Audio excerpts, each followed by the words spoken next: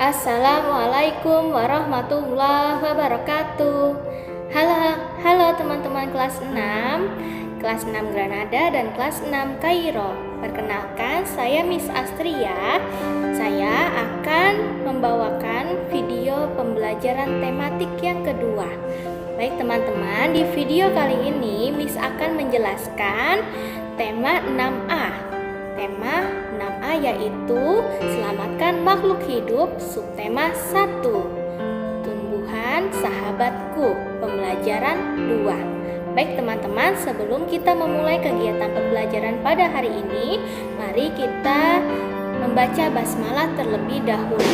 Bismillahirrahmanirrahim. Baik teman-teman, adapun di kegiatan pembelajaran ini ada kesepakatan belajar yang harus kita patuhi selama teman-teman menonton video pembelajaran ini. Yang pertama, teman-teman harus fokus. Yang kedua, teman-teman persiapkan terlebih dahulu buku dan alat tulis yang akan kita gunakan. Yang ketiga, teman-teman wajib untuk mendengarkan dengan baik. Yang keempat, teman-teman wajib untuk mengerjakan tugas dengan tepat waktu. Dan yang kelima, setelah teman-teman menyelesaikan kegiatan pembelajaran, teman-teman merapikan kembali buku dan alat tulis yang sudah teman-teman gunakan. Baik teman-teman, apakah teman-teman sudah siap? Jika sudah siap, mari kita mulai kegiatan pembelajaran kita pada hari ini. Silakan disimak videonya ya teman-teman ya. Teman-teman, berikut ini materi pembelajaran yang akan kita pelajari, yaitu ada penerapan nilai-nilai Pancasila, dan kita juga akan mempelajari karya kerajinan patung.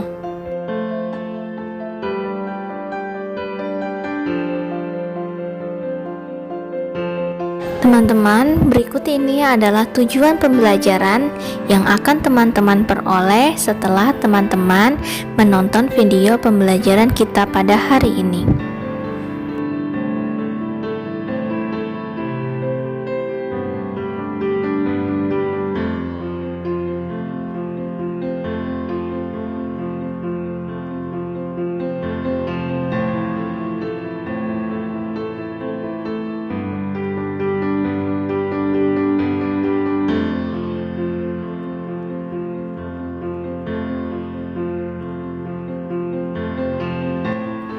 Teman-teman, pasti teman-teman sudah membaca tentang teks manfaat kebun Pak Sani. Jika teman-teman belum membaca, teman-teman dapat mempause videonya sampai di sini, kemudian baru melanjutkan lagi ketika teman-teman sudah membaca teks tersebut. Baik teman-teman, berdasarkan informasi pada teks manfaat kebun Pak Sani yang kita peroleh di paragraf ke-1, kita dapat memperoleh informasi tanaman di kebun Pak Sani. Pak Sani menanam jagung, ubi, wortel, jahe, dan kunyit. Pada paragraf kedua, kita memperoleh informasi bahwa hasil kebun Pak Sani dijual dan diolah menjadi makanan seperti keripik ubi dan singkong, kemudian dijual untuk memenuhi kebutuhan keluarga Pak Sani. Di paragraf ketiga, kita bisa memperoleh informasi bahwa ubi dan singkong dimanfaatkan untuk membuat pangan keluarga, sedangkan untuk tanaman kunyit asam itu digunakan untuk membuat kunyit asam untuk diminum kepada seluruh anggota keluarga, dan jahe digunakan untuk membuat wedang jahe. Selanjutnya di paragraf keempat, Pak Sani merawat tanamannya dengan baik, maka hasilnya melimpah. Nah, merawat ini merupakan bentuk kasih sayang Pak Sani terhadap tumbuhan. Nah, karena Tuhan menciptakan berbagai macam tanaman atau tumbuhan sebagai ungkapan syukur Pak Sani kepada Tuhan. Teman-teman, berdasarkan teks yang sudah kita baca, kita tahu bahwa tumbuhan sangat bermanfaat bagi manusia. Pasti teman-teman sudah sarapan kan? Coba teman-teman amati, makanan apa yang terbuat dari tumbuhan yang sudah teman-teman makan ketika sarapan. Oleh karena itu, kita sepatutnya bersyukur kepada Tuhan Yang Maha Esa atas nikmat tersebut. Sebagai bentuk rasa syukur, kita harus selalu merawat tumbuhan di sekitar kita dengan baik. Coba teman-teman, silakan lakukan kegiatan diskusi dengan teman sekelompokmu terkait pengamalan nilai-nilai Pancasila dalam aktivitas manusia yang memanfaatkan tumbuhan untuk keperluan hidupnya dengan melengkapi tabel di halaman 18.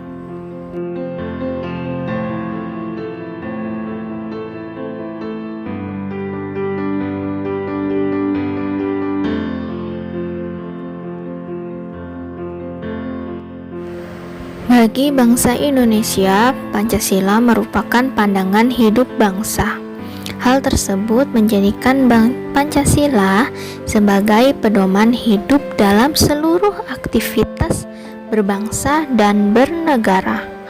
Dalam menjalani kehidupannya sehari-hari, masyarakat Indonesia harus selalu berpegang pada nilai-nilai yang terkandung dalam Pancasila. Sikap dan perilaku masyarakat Indonesia haruslah selalu dijiwai oleh nilai-nilai luhur Pancasila. Nilai-nilai luhur Pancasila adalah nilai-nilai yang baik yang terkandung dalam sila Pancasila. Pancasila terdiri dari 5 sila. Masing-masing sila Pancasila mengandung nilai-nilai luhur. Berikut ini nilai-nilai yang terkandung dalam sila pertama dan sila kedua Pancasila. Kita mulai dengan sila pertama Pancasila. Teman-teman pasti tahu bunyi sila pertama Pancasila, yaitu berbunyi ketuhanan yang Maha Esa. Di dalam Pancasila sila pertama terkandung nilai ketuhanan. Nilai ketuhanan adalah nilai yang menggambarkan bahwa masyarakat Indonesia adalah masyarakat yang beragama dan meyakini adanya Tuhan. Dengan keyakinan tersebut, maka masyarakat Indonesia harus bertakwa kepada Tuhan dan menjalankan aturan-aturan yang ada di dalam agama oleh setiap pemeluknya. Nah, di dalam hal ini di Indonesia memiliki 6 agama, yaitu ada Islam, Kristen Katolik, Kristen Protestan, Hindu, Buddha, dan Konghucu. Nah, teman-teman, penerapan nilai ketuhanan dalam kehidupan sehari-hari antara lain kita bisa lakukan sebagai berikut. Yang pertama, kita wajib untuk percaya dan takwa kepada Tuhan sesuai dengan agama dan kepercayaan masing-masing. Jika Islam, kita wajib untuk mengamalkan ibadah kita dengan sholat, berpuasa, berzakat, dan yang lain-lainnya. Yang kedua, kita wajib untuk menghormati dan bekerja sama antar pemeluk agama dan penganut kepercayaan yang berbeda-beda, sehingga terbina kerukunan hidup. Yang ketiga, kita harus saling menghormati dan kebebasan menjalankan ibadah sesuai dengan agama dan kepercayaan. Jika teman kita yang berbeda agama ingin menjalankan kewajibannya, maka kita wajib untuk menghormatinya dengan cara mempersilahkan teman kita untuk menjalankan kewajibannya sebagai umat beragama. Yang keempat, tidak memaksakan suatu agama dan kepercayaan kepada orang lain. Kita tidak boleh memaksakan teman kita yang berbeda agama untuk menganut kepercayaan yang sama dengan kita. Yang kelima, kita wajib untuk menjaga dan merawat tumbuhan, hewan sebagai makhluk ciptaan Tuhan, sebagai wujud rasa syukur kita atas karunia Tuhan. Seperti kita wajib untuk merawat tanaman, menyayangi hewan peliharaan, dan lain sebagainya. Juga kita bisa mencontohkan dengan cara menghabiskan setiap makanan yang kita makan, Itu cara kita bersyukur terhadap karunia Tuhan. Selanjutnya, dalam sila kedua Pancasila berbunyi kemanusiaan yang adil dan beradab. Dalam sila ini terkandung nilai kemanusiaan. Makna dari nilai kemanusiaan tersebut adalah pengakuan serta menghormati martabat dan hak orang lain sebagai sesama manusia, saling menolong dan bersikap sebagai manusia yang beradab. Bagaimana ya cara kita menerapkan nilai-nilai kemanusiaan? Yang pertama, kita dapat melakukan untuk mengakui persamaan derajat, persamaan hak, dan persamaan kewajiban antar sesama manusia. Kita tidak boleh merendahkan derajat teman kita maupun orang lain, karena kita sama-sama manusia yang derajatnya tinggi. Yang kedua, kita saling mencintai sesama manusia. Kita tidak boleh untuk membuli teman kita. Kita harus saling mencintai teman kita. Yang ketiga, mengembangkan sikap tenggang rasa. Tenggang rasa itu adalah sikap menghargai dan tidak menyinggung orang lain. Yang keempat, mengakui adanya masyarakat yang bersifat majemuk dan saling menghargai adanya perbedaan tersebut. Masyarakat majemuk itu adalah masyarakat yang beraneka ragam. Ada yang berbeda suku, ras, fisik, warna kulit, dan lain sebagainya. Kita wajib untuk saling menghargai perbedaan tersebut. Yang kelima, kita wajib untuk membantu orang lain dengan dasar rasa kasih sayang. Ketika ada temannya membutuhkan pertolongan, kita wajib untuk membantunya. Kita tidak boleh pilih-pilih teman untuk kita bantu. Siapapun teman kita yang memerlukan pertolongan, maka wajib kita bantu. Yang keenam, bersikap adil terhadap orang lain tanpa melihat perbedaan yang ada. Jika kita berada dalam kelompok, diskusi kelompok, maka kita wajib untuk bersikap adil terhadap teman-teman kita. Kita tidak boleh membedakan mana yang dekat dengan kita dan mana teman kita yang lain. Kita harus adil ya teman-teman ya, tidak memandang perbedaan antara teman yang satu dengan teman yang lainnya. Nah, itu dia sikap-sikap yang dapat kalian terapkan dalam kehidupan sehari-hari pada nilai Pancasila ke-1 dan nilai Pancasila kedua.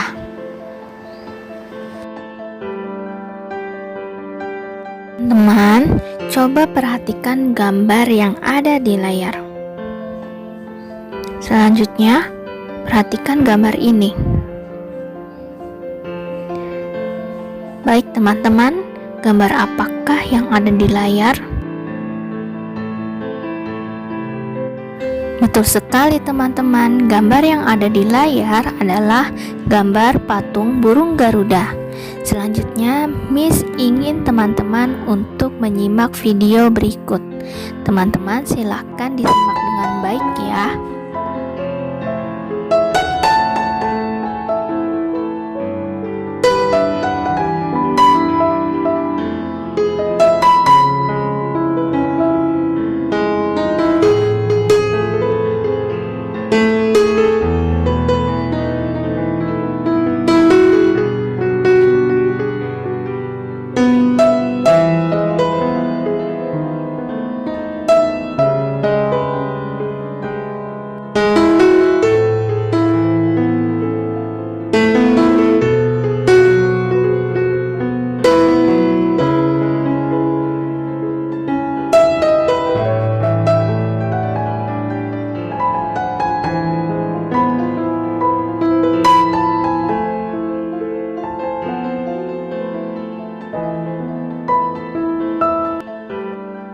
Baik teman-teman, apakah teman-teman sudah melihat video yang sudah ditampilkan pada layar? Jika sudah, apakah teman-teman tahu apakah patung termasuk karya seni rupa 2 dimensi atau 3 dimensi? Betul teman-teman, patung termasuk karya seni rupa 3 dimensi. Karya seni rupa 3 dimensi bisa kita lihat melalui berbagai sudut. Bisa kita lihat di atas, di samping, di belakang, di depan, maupun bisa terlihat dari sisi manapun. Makanya patung disebut karya seni rupa 3 dimensi. Sebelum kita masuk ke pembahasan berikutnya, apakah teman-teman tahu apakah yang dimaksud dengan patung?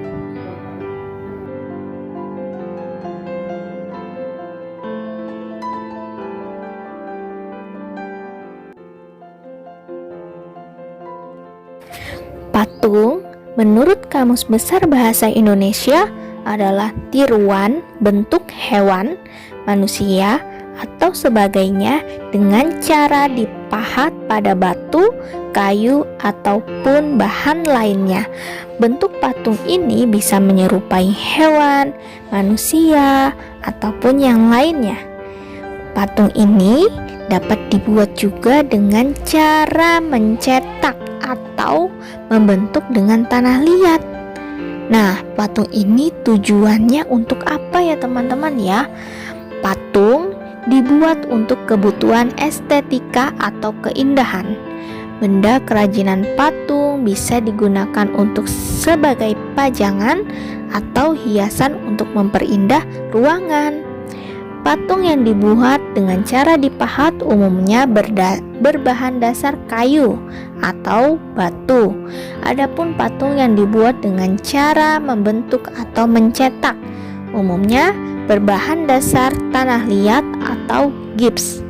Kalau tanah liat biasanya kita jumpai bentuk patungnya itu berwarna coklat, dan menggunakan yang bahan gips itu biasanya warnanya putih ya teman-teman.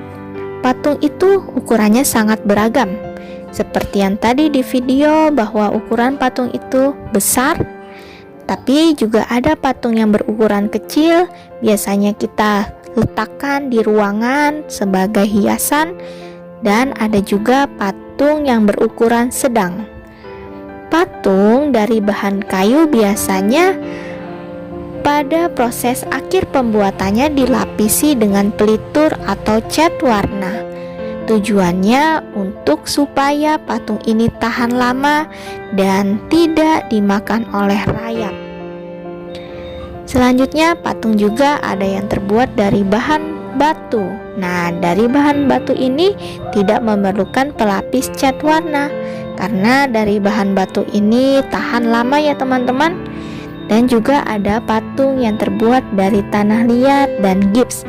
Nah, ini bisa dapat dilapisi oleh cat warna maupun tidak dilapisi juga tidak apa-apa.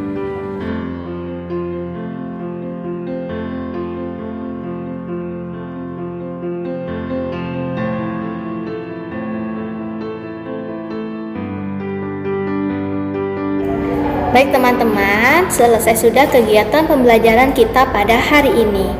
Miss ingin menanyakan kepada teman-teman, apa sih yang sudah teman-teman pelajari ketika teman-teman menonton video pembelajaran dari Miss Astria? Betul teman-teman, tadi kita sudah belajar tentang penerapan nilai-nilai Pancasila, terutama sila ke-1 sampai sila ke-3. Nah, semoga teman-teman dapat menerapkan nilai-nilai Pancasila tersebut dalam kehidupan sehari-hari ya teman ya. Selanjutnya kita juga telah belajar tentang karya seni 3 dimensi yaitu patung. Nah teman-teman, tadi kita sudah mempelajari ya apakah yang dimaksud dengan patung, bagaimana teknik pembuatannya, dan bahan-bahan apa saja yang digunakan ketika membuat patung.